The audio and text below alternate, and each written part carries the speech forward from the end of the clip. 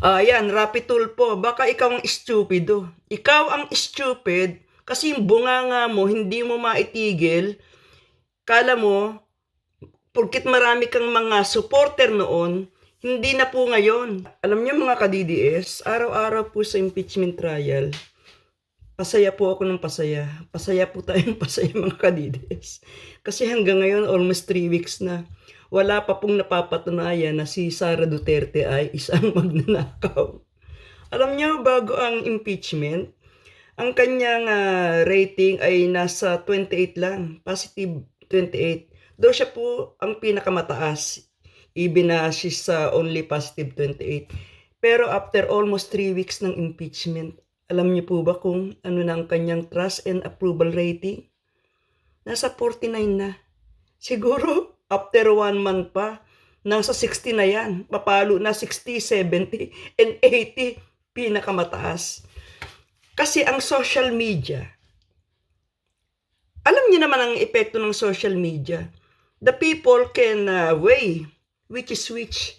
Alam nila na ang prosecution ay nag-iimbento lang ng mga paninira kay Sara Duterte. Kaya hindi po nila kayang mapababa. Bagkus tumataas nga. Yan ang epekto ng impeachment. Ngayon, kung sila hanggang ngayon mga estupido at nagtatanga-tangahan, they will keep on going that impeachment na sila po ang nasisira. Sila ang nalulublob sa kumunoy. Na yung maleta gang nila, maleta syndicate, lalong napapatunayan na totoo. Yan, Rapi Tulfo, baka ikaw ang stupido. Ikaw ang stupid kasi yung bunganga mo, hindi mo maitigil. Kala mo, porkit marami kang mga supporter noon, hindi na po ngayon. Kasi nakita na namin yung kulay mo kayong magkakapatid na Tulfo. Si Ben, ewan ko lang kasi medyo iba siya di ba? Pero we don't know. Palibasa, nandiyan na kayo sa Senado, kaya ang tataas ng ere nyo. Kala nyo kaya nyong unggoy-unggoy ng mga Pilipino. The Dutertes are real people. Nararamdaman po namin ang kanilang pagmamahal at malasakit sa bayan, kaya po sila hanggang ngayon minamahal ng taong bayan. Hindi katulad yung mga plastic na maleta syndicate na patunayan na hindi naman, we don't really have to be para maramdaman namin yung mga ginagawa niyong panggagago sa mga Pilipino. Explain yung flood control, explain your maleta na milyon-milyon kada deliver dyan sa inyo.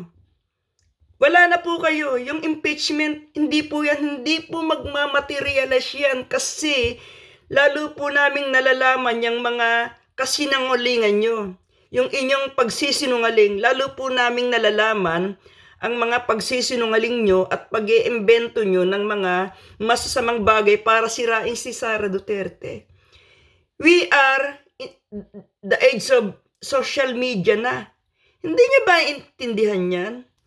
Kayo po ang sangkaterba at napakalaking estupido ng mga politiko kasi ang social media nandito na.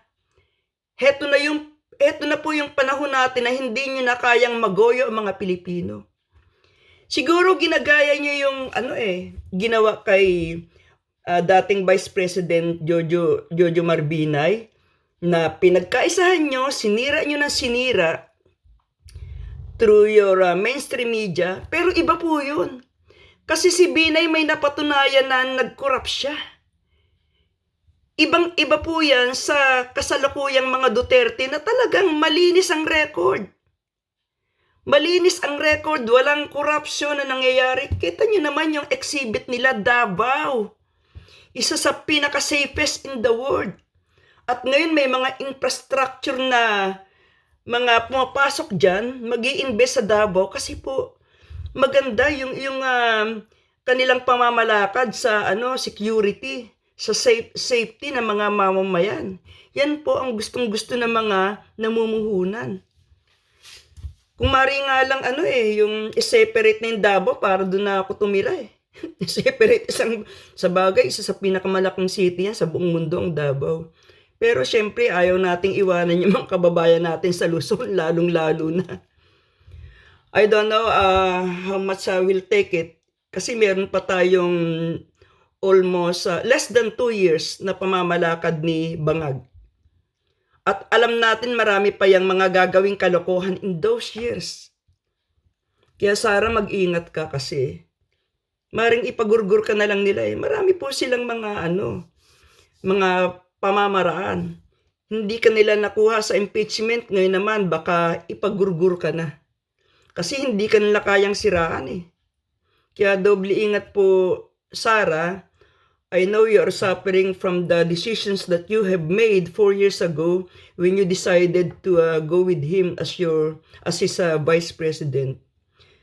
Eh, hindi naman kita sinisisi, pero kung nakinig ka lamang sa tatay mo, kasi yung magulang mo, they know best. They know best for you. Kaya isang aral to sa atin ng mga anak na dapat talaga nakikinig tayo sa magulang. Though we don't know that parents are always right, pero si Tatay Digong po, he's an experienced politician.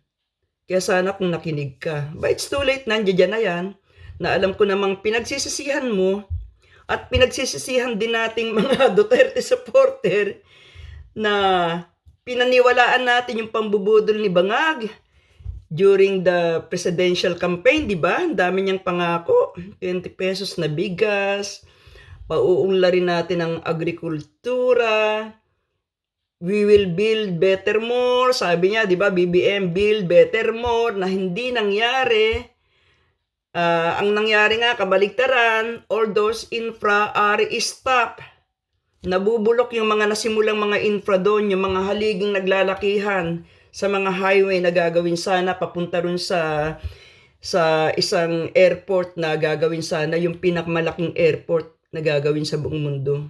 I don't know, it's started or what. We didn't hear anything about it anymore, di ba?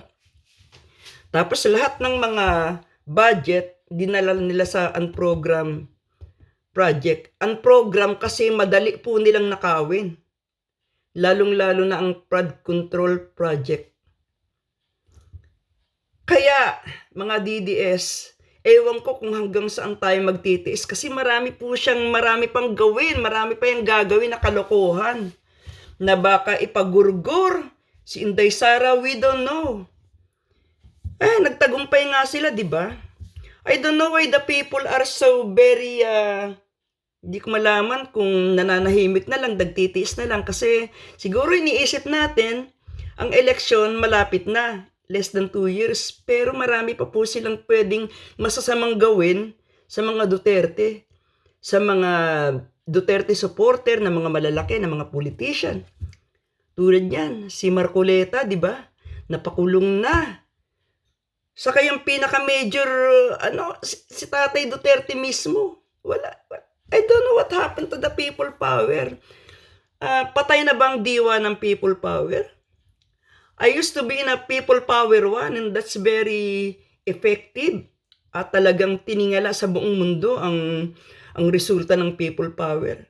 Pero ngayon, ano nangyayari? We just rely on social media like this. Lumabas po tayo.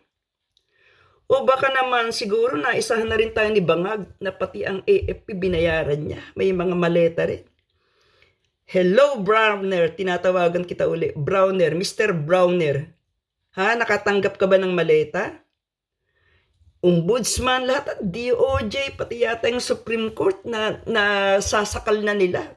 Kaya ang bagal magdesisyon. We don't know really what's happening. Pero ang pinapairal po nila ngayon talaga pera. Pera na ninakaw sa taong bayan. Ang nangyayari kasi ngayon, ginigisa tayo sa sarili nating mantika. Kaya let's pray na lang na next year, maging malakas na ang campaign for Sara Duterte. Hindi ko alam kung magkakaroon pa ng another people power kasi siguro mga tao nag-iisip na malapit na naman ang election. Why we just don't wait for that big election? Ang isa pa kasing nakakatakot, baka there will be no election ang gagawin nila. Babaguhin po nila yung constitution. They got all the money na para mangyari yan. Pera po ng taong bayan. at ginigisa po tayo talaga sa ating sariling mantika.